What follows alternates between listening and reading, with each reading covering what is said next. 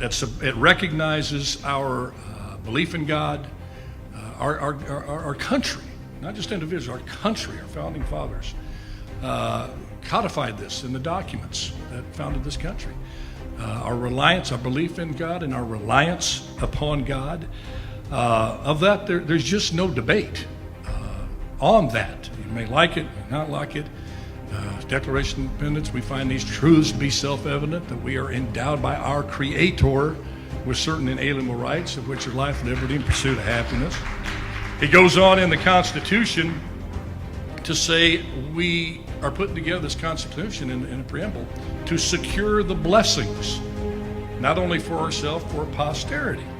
And that Constitution followed with a Bill of Rights that enumerated those godly rights given to man, including the very first one, which was a right to believe in God and to express that belief anytime, anywhere, including the public square. 33 million. It's proven to the money investors that people want something to feed their souls, not just their worst desires. Absolutely. And yes, indeed. This kind of sums up my entire dialogue career on the heat of the night. You ready for this? Okay, this is it. My 7 years on the heat of the night. My dialogue all summarized into this. Get right on it, Chief.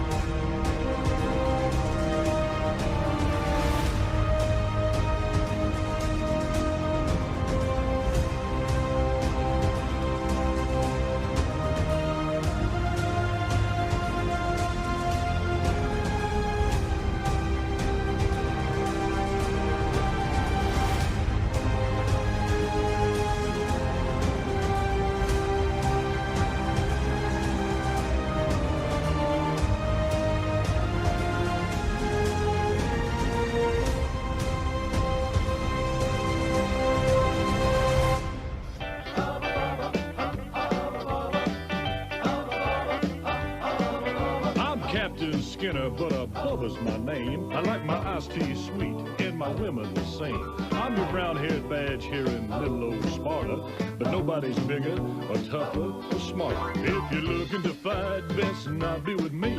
Gonna be held tight, well now we'll just see. You never know in the heat of the night on TNT. Heat of the night on TNT. Now I don't put on any airs, but then I ain't no slob. Just a redneck boy with a blue-collar job. The ladies I date, they gonna have 'em some fun, 'cause I'm a big hunk of crime fighting son of a gun. So if you're looking to fight, come on up in the ring. You wanna be held tight, just about anything can happen in the heat of the night on TNT. Hubba, hubba, hubba, hubba, heat of the night on TNT. Yeah.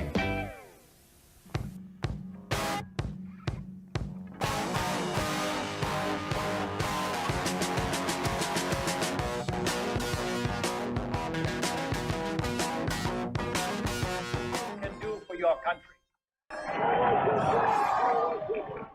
Mr. Gorbachev, tear down this wall. What the hell's going on out here? Everybody grabbing out there. Nobody. That the only thing we have to fear is fear itself. Today, I consider myself the luckiest man on the face of the earth. I'm not fearing any man. Mine eyes have seen the glory of the coming of the Lord. So, 5 seconds left in the game. Do you believe in miracles? Yes! Unbelievable. Free at last! Free at last!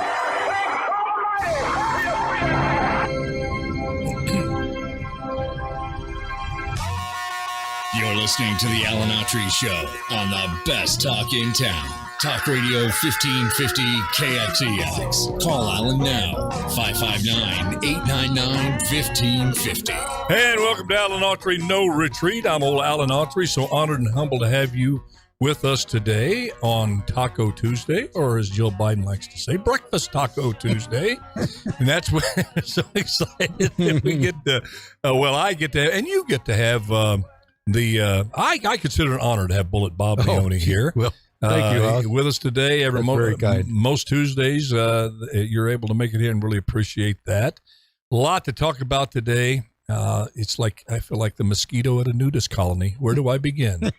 Well, let's begin. Let me, Bullet, if I may, I want to give a shout out. I'm not going to tell you the individual's name until I get the okay. But I just came here from the gym. I go to the gym.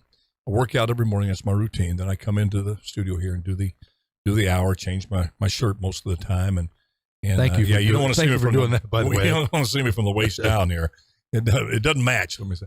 But I'm sitting there working out, and we talk about people being mentally tough, overcoming adversity and that sort of thing. How admirable that is. And my mind automatically goes to athletics. We go back. Our age could forget, Willis Reed going out, him tearing his knee up and going out at halftime and limping back on to the 1971 NBA Finals. Yeah. And people cheering, standing up, and Mickey Mantle overcoming, injuries to come out there on that field, and people just, and we point that out with admiration, as we should, to see people overcome adversity. I'm in the gym, and I'm watching this gentleman who I've had the privilege to know here for now about 3 years, and he was I don't know exactly the cause of his struggle, but it looks like a car accident and several other things, maybe a stroke, that sort of thing. But he's got a buddy with him. About 3 years ago, I tell you, he could barely take a step. And his friend was with them every day, bringing him in there. And I've seen over the last 3 years him just work hard, come in there, not miss a day, just grinding it out, barely being able to get into a machine and pull down maybe 5 pounds on a machine. And today I'm watching him, and it's still a struggle, but he's improved and he hasn't quit. And I'm watching him get on this abdominal machine, and I'm looking at him going, man, you talk about mental toughness. I hope if that ever happened to me, that I could have 1/10 of the mental toughness that guy has. And it's doubly impressive to me because, as an athlete, he doesn't have 60,000 people cheering for him when he comes back on the field after an injury. Right. He's in this little gym with his friend, grinding it out. And I'd like to have him on the show one of these days. I'm going to talk to him and take some video in there, because you just got to see this man. He's one of my unsung heroes, and that's, and there's people like that all over this country, really all over the world, overcoming odds, showing tremendous displays of mental strength, emotional strength, spiritual strength, to overcoming, bad breaks in life, a bad hand of cards they were dealt.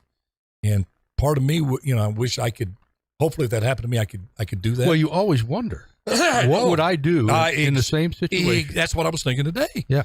How would I react? What would I do? Yeah. There's the old Duke Wayne part of me says, well, I'd be able to do that. And there's other part of me that said, if that happened to me, I'd curl up in the fetal position and cry for mama till I passed away. I mean, you don't know. It really does make you think. It sure does. But anyway, I just wanted to pass that on, Bobby. Listen, you have some breaking, a historical moment, a local that will go down news item in infamy here, locally here, folks. Hang on to your seats here, Fresno. It'll go down in something. I'm not sure. This is a historical first that's happened. So you take it away and tell the folks. Well, what years ago, the city council voted to approve cannabis dispensaries in Fresno. Well, yesterday, July 11th, 2022, the first 2 cannabis stores opened in Fresno. Why don't they call them pot stores? Well, they mentioned in the retail weed stores is what they said. Retail cannabis. The headline was retail weed stores. Okay, I respect that. I dressed it up. Yeah, okay, call it for what it is. Yeah. And the first customer to the Embark store, one of the 2 weed stores was none other than one of our city councilmen, Miguel Arias, who went in there and bought some CBP oil, some Goodnight edibles, and some vaping equipment or whatever for a weekend trip to Vegas.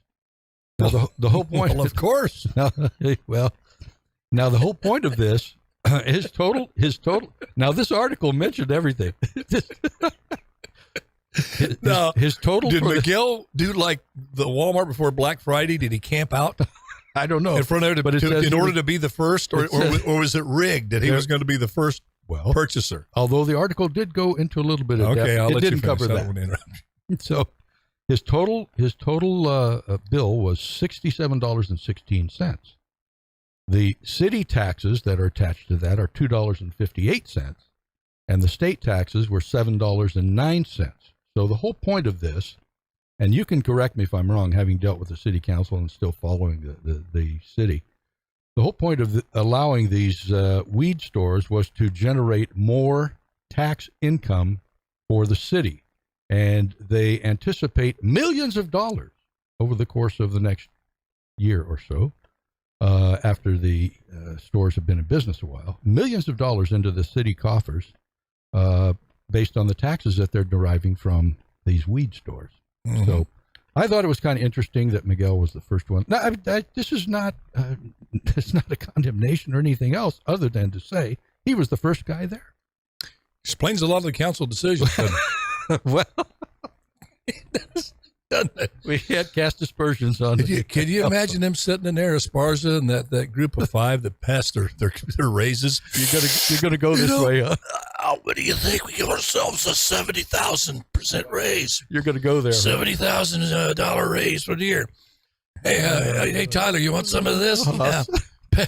Pass that doobie. Don't bogart that joint. I just thought it was an interesting article.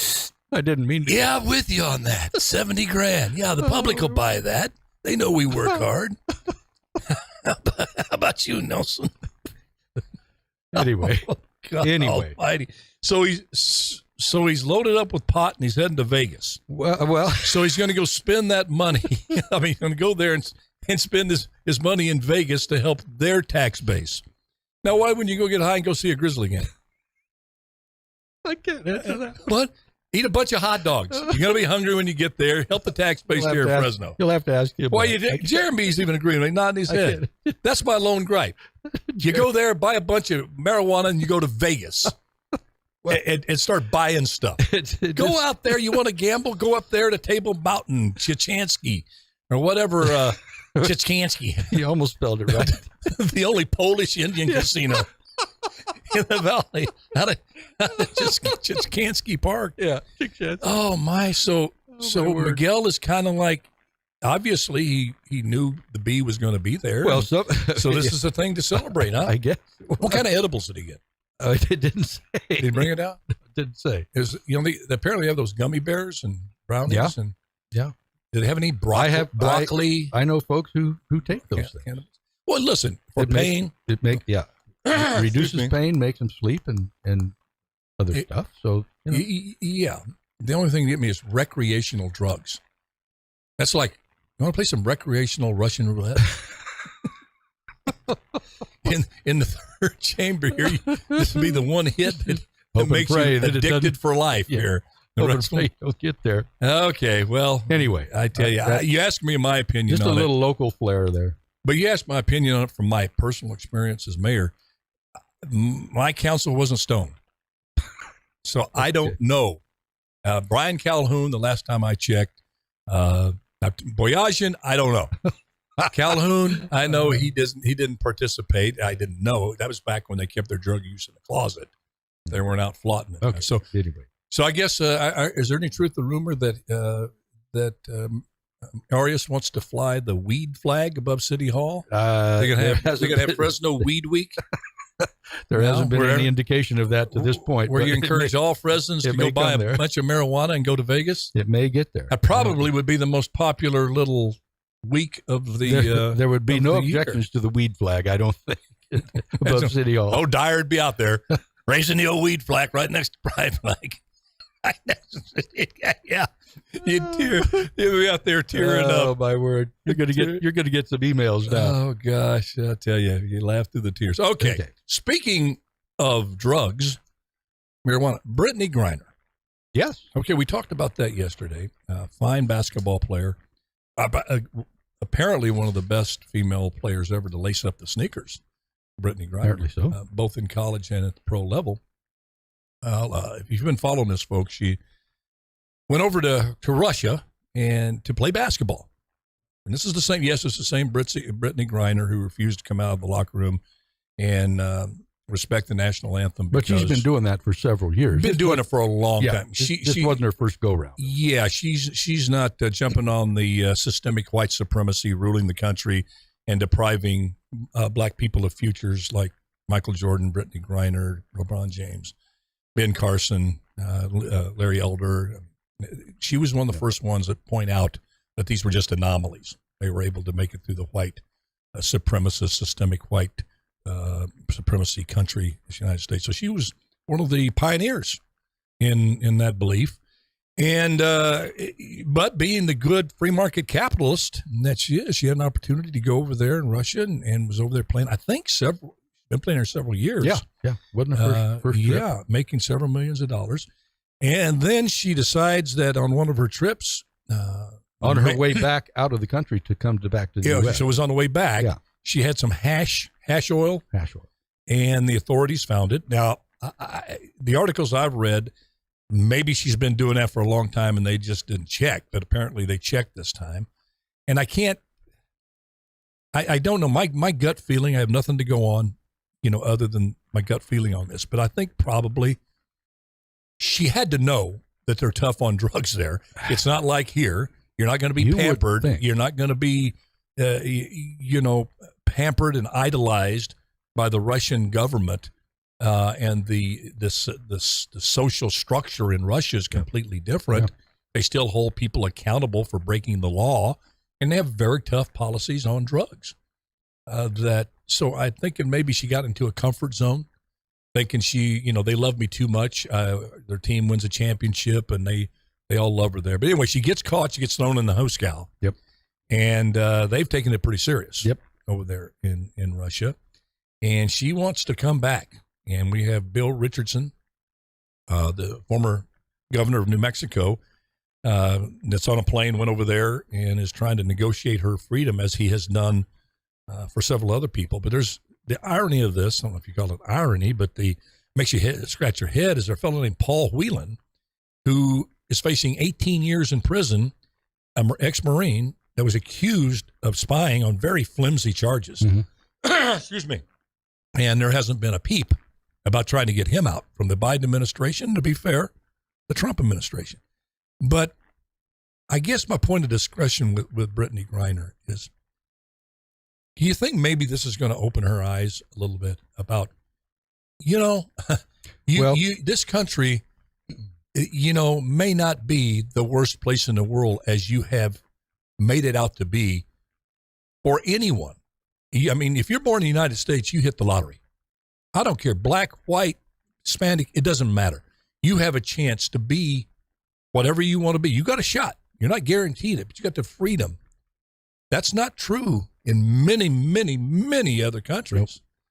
Nope. And I guess that's one. Needless to say, I don't know if it will or not. But here's what she's facing if they find her guilty, because in some of the articles I've read, the problem that she has now is that she's been found guilty because she admitted it. So now they have, quote, a criminal on their hands. So now they can impose their law on this person, on Brittany Griner, and she is facing potentially up to 10 years in prison. They don't fool around. They don't fool around over this. This is a big deal. This is a big deal. Yeah. So to answer your question, will this change her mind? Will this alter her thinking? I don't know. I would. Well, let's think it certainly get there. Excuse me. Eventually. Sorry, folks. I keep coughing in your ears there. Well, let's just say Richardson able to pull this off. And you notice, who's not involved in this is Joe Biden. Why? Because he's completely poisoned the waters with Putin. That's why when you call people such egregious names and they may have deserved it. But as president, as a leader of any country, you look how these other countries, France, even Boris, who's no longer there in the United Kingdom, there was a certain line that they wouldn't go across in terms of, demonizing verbally the head of state of another country. We know I can do that. I got a little talk show here. I'm an actor. I've already burned my bridge with China. I'll never get them, and therefore with Universal and all these studios, I'll never get hired there again. I knew that when I first opened my big mouth about it, but I felt I was compelled to do that. I know, but the president needs to point out the difference in systems, as John Kennedy did, as Dwight Eisenhower did, as Carter did, as Nixon did, as Reagan did, starkly draw the difference between freedom and tyranny, and that's in the world, and make the best case for freedom and free market systems as you can, as all those presidents did. But none of them went out and said that a leader of another country should be assassinated. They did some behind the scenes, but they did. So now you got a situation where one phone call from Biden to Putin, if he would have played his cards right and didn't just make this Russia thing the biggest thing in the world, during the Trump administration. And so that's just a case in point where now you have an American who's in jail over there that you want to try to get back, give a second chance. Everybody's for second chances. And you're stuck with having to send Bill Richardson because you don't have enough courage to pick up the phone and say, hey, Vlad, I know I called you this and that, but can we work something out? Exchange here or whatever for this young lady. Well, that's Paul what they're Wheeler. trying to do is to do a prisoner swap. Yeah, but trying to do it through Richardson. Yeah, so, he has, as far as I know, he hasn't had any input under this. And all Biden has said is, we feel for Brittany Griner, but not, hey, we're going to go try to help her. She's in deep trouble. There's no doubt about that. I think Putin is such a good chess player. Evil, but a good chess player. I think he's going to release her at the proper time in order to curry world favor, saying, hey, look at us. I know we bomb hospitals with babies in it. And malls. In malls. But here we have a heart. We're going to let this young lady go. Do you think she'll spend any time, any more time? Or? Well, I think it'll take a while, but I think in the near future she'll be released. Okay. While it's still kind of a hotter topic, because there really wasn't. Their woke left folks didn't really come to her defense. They kind of, if you looked at it, it was not on the top of everybody's list. Hey, free Brittany. Yeah. We went back. We remember the days of Hurricane Carter. That was a big thing when he was in prison. The left really got behind him, saying he got a raw deal. So I think they're gonna release her. I think Putin thinks he can get some really cheap. Good PR doing this. Well, I think two things. And that's a good point. Number one, I think he's going to prove that, hey, I don't care where you're from and who you are, but especially if you're from the U.S., we're going to make an example. Number one. So he's going to keep her there for a bit. And number two, then he can play his, hey, look, we do have some compassion card and let her go. I don't know. Well, I think you bring up another really good point, because there's a very clear stance being taken by Russia, by China, to send a message to the Western world. And the Western world does not just mean geography. It means an ideology, the Western philosophy, of which the people out of a lot of countries in Eastern Europe and in Asia think the Western society is decadent.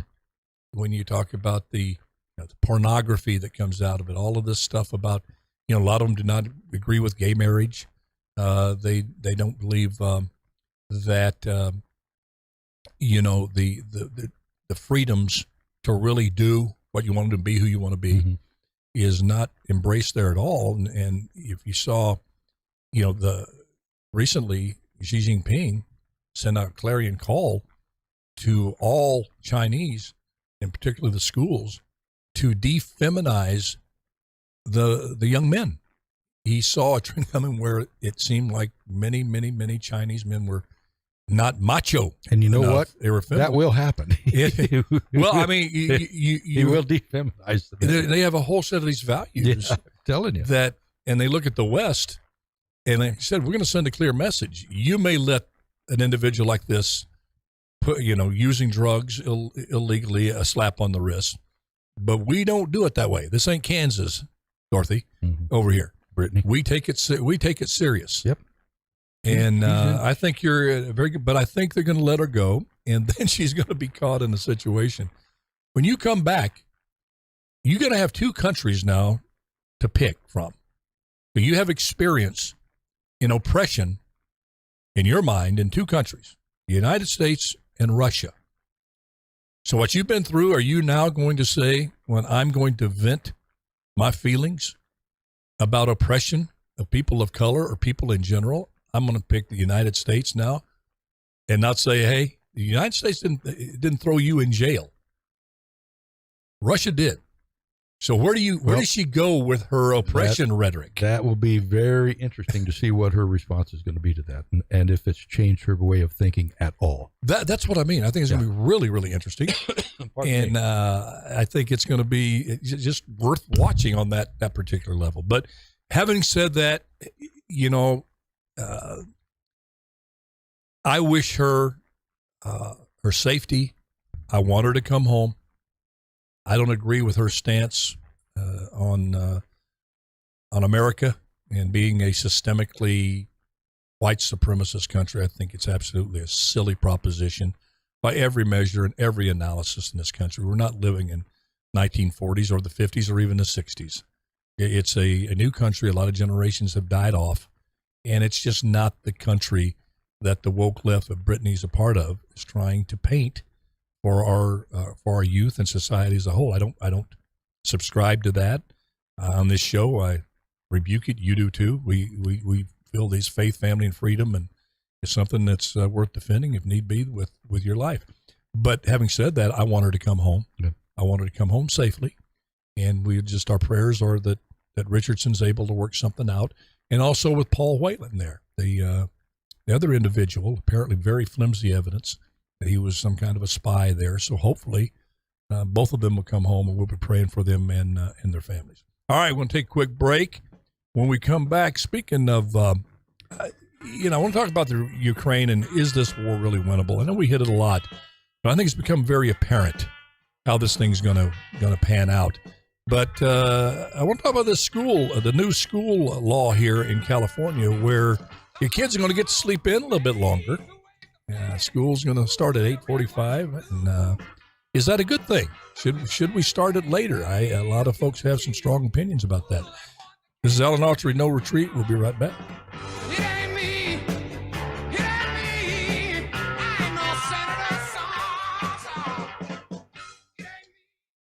They honored, I don't know if that's the word, Brittany Griner at the WNBA All-Star game the other day. All the players, that's what I read, all the players came out wearing her number after halftime. So we support you and all of that. But it will be interesting to see what her attitude is once she gets back here. But Bobby, we talked about it before the show here. It stretches credulity, for lack of a better word. Okay, I'm going to have to look that up. Well, to think that she didn't know how. She had to have known. Yeah. If this was her first go-round, then I've got a different take on it. But she apparently had been going over there for a number of years. I mean, more than 3 and 4. I think somebody said she'd been going over there 8 or 10 years. Maybe not that much. But even so, it doesn't really matter. Even if it's your first year. Right. Why would you be doing something like that? And remember, not too many years ago, there was some young athletes over in China, and they shoplifted some things. And the Chinese arrested them, Chinese government, and they were held in custody for quite some time. I can't remember. I have to do a little research on that. But, she's got to know. Yeah, absolutely. And that's what's really baffling. It's another country that just doesn't mess around when you're talking about drugs. Yeah, this is... Anyway. You want to talk about the start times of school? Even Miguel Arias would know not to go to Russia and go over there to St. Petersburg and buy some edibles or bring his edibles with him. Right? I don't know. Maybe you will. Oh, you're going to get some phone calls. Miguel thinks he can talk, he can talk the feathers off a rooster. So maybe he probably thinks he can get out of it. He just bring his edibles over there, put them in a suitcase. Hey, if I get caught, I'll just call Putin up. I can talk him out of it. Oh, okay. Well, no, but I'm just sitting here, folks, thinking about it. I guess I'm just sounding like the old fogey about time. Well, I just can't believe I feel like my dad in the 60s when he saw the long hair, and the music. Oh. My dad, Joe, used to sit there and there'd be some music on my transistor. And he'd just say, 1 minute? You call that music. Doc, you really call that music. There'd be the Stones on there. Can't get no satisfaction. He was a George Jones, Hank Williams, Whispering Bill Anderson guy, Ray Price, baby. But to think that a councilman would want to be the first, that was the badge of honor to buy the first dope from the dispensary. And the newspaper was right there. Right there with him. Had to go. Yeah. Well, I don't know if it was the news. It might have been ABC 30 or something. 30 seconds? Anyway, media was there. Oh, man. I don't know what the point of the whole thing. And going to Vegas. Well, that's what he said. That's what he was quoted as saying, yeah. That weekend trip to Vegas. Boy. Hey, whatever floats your boat, whatever.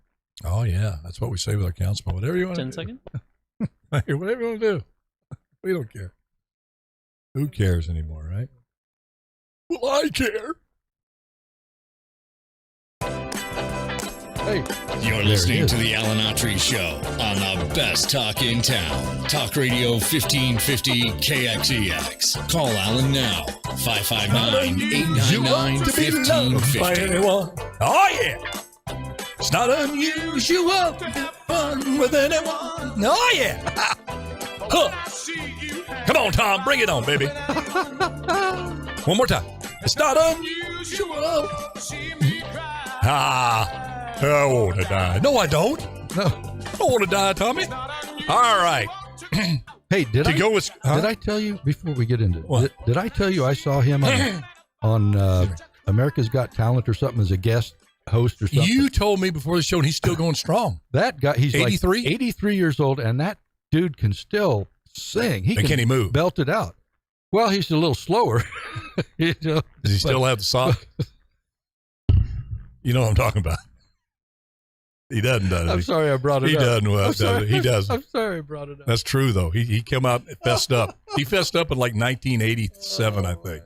He fessed up. I'm sorry I brought it up. But Tom Jones, baby. I tell you, nobody that guy can still sing. He's gonna do a little Tony Bennett. Tony was out there with Lady Gaga in his farewell concert. Mm-hmm. He's battling dementia and stuff, but that voice has not left him. Man, what a great voice. Oh my gosh. Okay. Getting kids up early. California says, them little youngsters, them little whippersnappers, they need to sleep in more. They'll do better in school. So the law has been passed. You can't start school, I believe, before 8:45. What was the before? 7:30? 7:45? I think it was 7:45, wasn't it? There were some schools that were starting 7:45. Some high schools at 7:30. Okay, what do you think about that? The rest of the world is not starting earlier. Later. My goodness. Well, my grandson, actually, and I wasn't aware of this, but at the end of his last school session, at the end of first week of June, his school had announced that they were going to move up the start times from 8:20 to 8 o'clock, and then he would get out a half hour earlier at 2:45 instead of 3:15. Now I read this that went into effect July 1st. And so I'm wondering if they have to revamp that now for Clovis Unified. Why? Well, why are they doing this? I don't know. I got another suggestion. They said, okay, they get tired, How about making them go to bed earlier? How about saying, hey, enough on the video games, enough on the, on your phone. Get in bed at 9 o'clock. I had to get in bed. I didn't want to go to bed because that's when the Beverly Hillbillies came on. What time did we start? We started at 8, didn't we? It was early. And then we didn't get out of there till 3:30. But why do they give in? There's no personal discipline required of our kids, and we're paying, I think, an awful price for this. You're getting kids that being coddled all the way through the system, and the business owners will tell you this. They're getting these young people coming in, starting at their business, and if they're not the top manager within 2 weeks, they get ticked off. Yeah. They have this sense of entitlement. But I think what does that have to do with starting early? Because, you get control of these kids, get them off the machines, get them off the devices, let them clear their head, and get to bed earlier rather than have them get up later. And here was the other issue. I'm way off base here. I don't think so. I know we're two old fogies here talking about this. Well, I know trying to get my grandson to go to bed at a decent time is like pulling teeth, but he has to go in and at least lay down in the bed, and then what time? He usually goes to bed about 8:30. See, that's. Then he reads for a little bit. We make him read every night. But if a kid stays up on the machines, they've already proven to stop your mind from get it out of machine mode, out of video game mode, out of YouTube mode, takes a while to calm down. So if you're letting them stay up to 10 and 10:30, they're probably not going to be able to get to sleep. Well, that's what a lot of parents are doing. A lot of parents are letting these kids stay up that late, and then they don't get to sleep till like midnight or later. And the way I read this was primarily for high schools, but it affects the middle schools as well. And they quoted one young lady from a high school in San Jose that said, "Well, now at least all of my classmates won't be sleeping when they get into class." She's kidding herself. So here's the other issue. Yeah, that's not going to make any difference other than it makes no sense. Yeah, exactly. But here's the other issue, Hoss. What if you have two working parents who have to be, one has to be to work by 7:30, the other one has to be to work by 8 o'clock. School doesn't start until 8:30 or 8:45, but they have to be at work. What happens to the kid then? Yeah. Where do they go? Are they going to have, years ago, we used to call it a latchkey operation, or latchkey kids, where you would go in if you didn't have, if your parents weren't going to be there to drop you off or whatever, you could go into the cafeteria and read or do whatever you had to do until class started. And the same thing after school. If your parents can't pick you up, then you go to the latchkey until they can, whatever time that is. So what happens when you have two parents who have to be to work by a certain time and school's not starting for another half hour to 45 minutes? Well, that's what happens when you make policy without parental input. And you know what the policymaker said? Remember the old PTA? Nobody knows the PTA anymore. Yeah. You know what the policymaker said? They quoted this one guy. I don't have it here. Well, we just think it's better for the kids. Yeah. To start later. And I thought, well, that's just blowing off mom and pop's ability to get the kid to school now. That is one of the major things that's wrong with society right now, from government to education, even the military, is these theoretical programs that have never been tried in reality, have never been tested, put up against reality. Because critical thinking, my goodness, to test out a theory or hypothesis now, we don't need to test it out. We're so brilliant, we know it's going to work. So they immediately put it into practice without doing some test case on it. It fails. And then the arrogance is so prevalent with these folks that because they're so much smarter than us, they don't need parental input and know what the parents need to make this work. Oh, they just going to have to make it work around our brilliance. Yeah. Here's what we're going to do. And that's, this is what happens. Well, and here, when things are just driven by theory rather than reality. And like I said, the PTA, and he's back, Parent Teachers Association. We lived in a day where teachers truly craved parental input. I remember that clearly, and they were serious. They wanted to talk to your parents. Boyd Cole came out to our house. We didn't have a phone.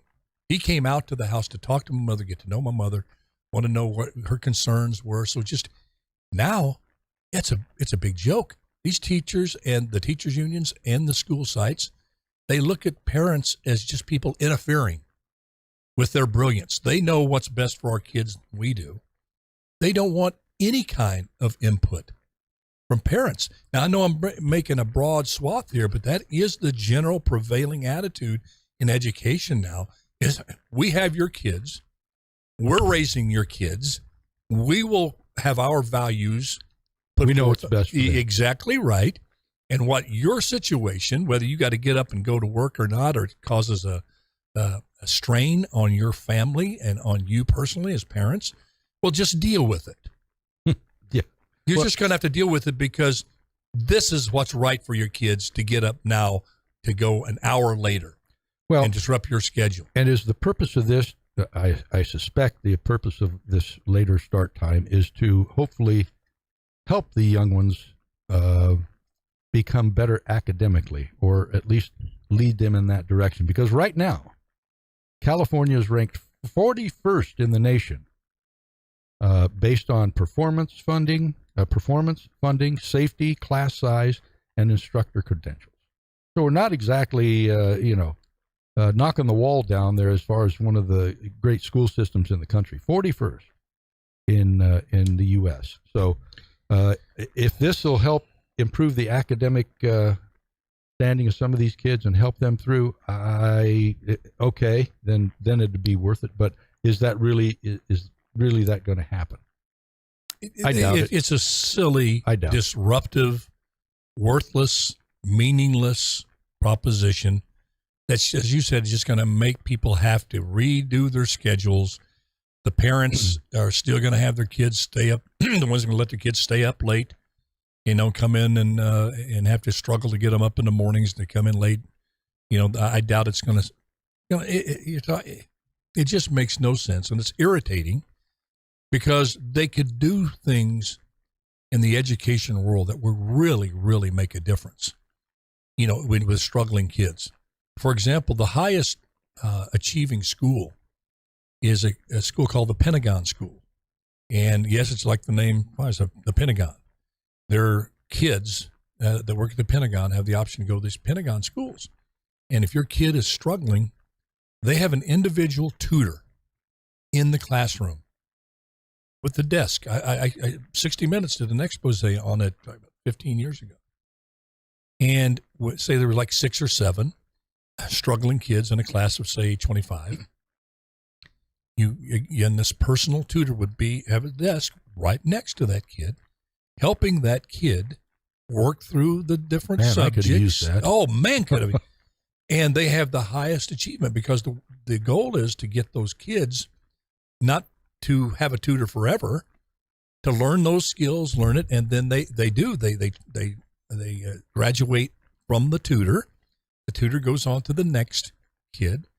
And that makes so much common sense. And it's the highest achieving school from top to bottom in America. These Pentagon schools. And so why wouldn't you say, instead of starting it early, going to help academic achievement, why don't you bring a tutor in there? Then you find out how the sausage is made. Well, the teachers union doesn't want anybody in the classroom unless they're part of the union. So you have to make these tutors full-time employees. And by the way, the employees have to join the union. And that's why they don't want a substitute teacher in there, unless you join the union. Well, that's something that's very expensive for districts. A lot of them can't afford that. So it's not that, there's not ways out there to improve academic achievement, especially with our at-risk kids. It's that you just got powerful entities in the way telling them, hey, just go out there and let them start the school an hour out or later. And you're the school district, your teachers, your principals, you're the system. They respect you. They're going to buy that baloney, and this is what we get. It just irritates me. Well, what would we have done had they said, hey, guess what? You can start 45 minutes later. Mm-hmm. Instead of starting at 8, you can start at 8:45. What was our first thought going to be? Great. Yeah. I don't have to do anything until 8:45 now. Well, of course. I'm not going to study anymore. I'm not going to do anything else other than just hang out and be a dope like I was. Well, that's being a kid. Exactly. We got Laura on the line, so she has a reason school starts later. Laura. Hello. Hello, Laura, you there? I'm here. All right. Tell us why school starts later. You said you got a reason for that? Yes, they did it here in Florida. They're starting to do it all over the country, and the reason is because the American Academy of Pediatrics came out with a 20-year study showing that children, when they begin puberty, suffer the same circadian rhythm disruptions as babies do. So even though you give a child a particular time to go to sleep, even if you take away the electronics and everything else, once they start going into puberty, better than 83.3% of them were unable to go to sleep at a decent time. They would wake up in the middle of the night, not necessarily completely awake, but be awake enough that it would cause them to be very tired in the morning. So that's why our school system this year, they're going to start middle school starting at 9 o'clock in the morning. Well, it's going to be interesting, Lori, because I just as a gut feeling and my common sense that it doesn't align with me well. I'm not comfortable with this. A lot of things seep in my mind, but give it a try. And in a few, they've been doing it in Europe for years. Well, and it worked very well. Well, in a few years, we'll see. If it's, I don't think anything catastrophic is going to happen starting it at 9. It just, I tie this in my old brain. I tie it to what I feel is an eroding sense of personal responsibility and discipline that I'm seeing in this country as a whole. The old saying, early bird gets the worm. And I believe in success. Success means doing what you least want to do when you least want to do it. The last thing I want to do is getting up early, and I think we're missing a chance. It's just the way I think it. I'm not trying to make hey, if it works and improves academic performance, let's hope it does. I mean, that's the bottom line. Where my mind goes, I'm going, okay, and I could be very ultra cynical here and maybe wrong, but my mind goes, okay, here's another thing with kids of not teaching them those things that really matter. Here's a teachable moment here to make them. They have to get up early, so you have to go to bed early. And like Bob was saying here, but Alan, if I'm not just allowing you to go to sleep because you're going through puberty, you're having hormonal changes. I mean, I can tell you from someone who suffers from chronic insomnia, you can put me to bed at 9 o'clock. I still ain't going to sleep till 4. Right.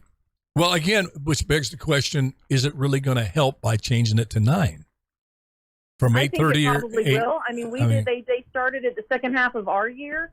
Yeah. And according to our Department of Education, they said that they saw a 28% increase on our FSA testing in middle schools across the country. Good. Yeah. Or across the state.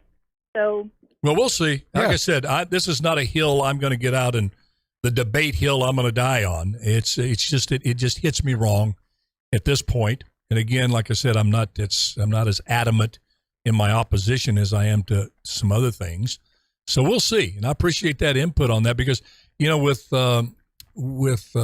Europe as well, this may very well be one of those cases where we can glean some real positive best practices, perhaps.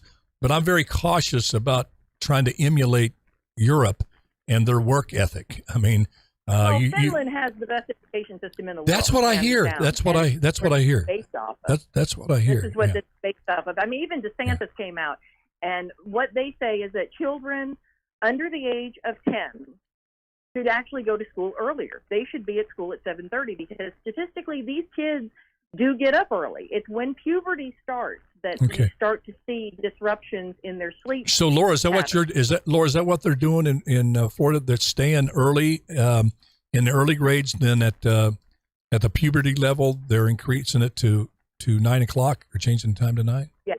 Okay. Yeah, All and right. the secondary reason for high school kids that they made it later. It was first it was only going to be the middle school, but then DeSantis came back and said, no, we're going to do it for the high school too, because 42% of high schoolers in the state of Florida work. Mm-hmm. And he said that he felt because they have after school jobs, some of them have to work till 8, 9 o'clock at night. And if they're in the AP program, they're going to have 2-3 hours of homework every night. He didn't want them getting up for school at 6 o'clock in the morning. Okay. Well, I hope this works. Yeah, that's the bottom line, right?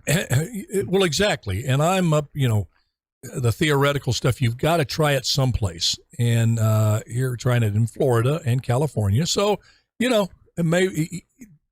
my worry is, well, let me put it this way. Here's what the woke left is. I mean, DeSantis, you don't have to worry about that. But out here in California, here's how the woke system works. They like to create a crisis. There's like 4 or 5 steps. First step, create a crisis. Okay. Then their second is to come up with the solution to that crisis. That's step 2. Step 3 is they apply that solution to the crisis. Step 4, almost invariably, the solution doesn't work, but they blame the fact that it doesn't work on something else. And step 5, they just continue with the solution that doesn't work. They don't have it in them to say, we tried this, especially with kids, it doesn't work. Like, for example, not expelling kids here in California, Laura, that are very violent on campus. There was it actually came down from the Obama administration, but California was a willing participant that you just didn't expel kids, keep them on campus, and don't send them to continuation schools. It created chaos and havoc. Teachers still left the profession because you couldn't get these kids that needed to be in another place was on campus terrorizing students and teachers. And they still to this day have not repealed that and said, you know what, certain kids need to be expelled. Now, you can expel them here, but the egregious incidents have to be so severe and so many of them. I mean, we had a teacher decked the other day, physically decked, knocked down, and the kid was kept on campus. You bring in and bring in someone to try to work with the kid, and he's still walking around after having decked the teacher. So that's see, that's where I have to pull back, Laura, and say, look, don't let the fact that California does things this way many times and doesn't have the gumption to say, hey, my bad, this isn't working, let's try something else, to poison something like this, which may be very good. Well, I have to. Out of something that happened with necessity. I believe it happened in Kentucky, and it was only a temporary situation. They were short bus drivers, and so they had to change school times in order to stagger the bus usage because they didn't have enough buses to transport all the children. So they had to change the time for the middle school. They had to bump them up to later. I believe it was like 9:15 because they had to get all the elementary school kids to school first and then go pick up the middle schoolers. And they did that for 1 year until they got more bus drivers trained and so forth. And they found that their testing levels went down, their productivity went down, their absenteeism went up. And the American Academy of Pediatrics took notice of that. And that's what prompted them to. Well, okay, let me tell you, you're making me feel a lot better about this because I'm a real data-driven guy. I know data can lie to you sometimes, but dadgummit, you got to go with something empirical that you can see. And I'm like Thomas Sowell on this. Has something been implemented? Has it been studied? Do we have, reliable data back? And you examine that data. And I think that's one of the things we need to consider, should weigh very strongly in whatever decision we make, especially when it has to do with kids. So I really love the fact that the pediatric associations took that data, and we're going to have, like I said, some good data. Your call has actually really comforted me, made me feel better on this. I'm looking at it from a different perspective. As I said, I've got to watch because I tell you, living in California, Laura, Bob will tell you this, you can get shell-shocked politically. I mean, they do things here. They keep water. I mean, we're the hands that feed the world. We don't have enough water to grow food, not just for ourselves, but we provide 2/3 of the country's vegetables. Yet we're fighting for water here. The education system, they keep kids trapped in schools by their zip code. It is as bad and probably worse than the TV thing. So anything that comes down, I'm like, oh yeah, right. Where's the hidden deleterious thing? Where's the hidden boogeyman that's going to jump out? And I think maybe I'm doing that in this one. And you have really made me reconsider this and be more, supportive on, hey, let's see if it works, if it makes a measurable difference, happens. Yeah, see what happens. Yeah, because I'd be the first one to say, if we were kids, I would love to go in later. Start school at noon. I'd be happy. Yeah. All right. Well, Laura, thank you very much. Hey, Laura, are you still there? I'm here. Hey, what did you think about those pictures from the James Webb telescope?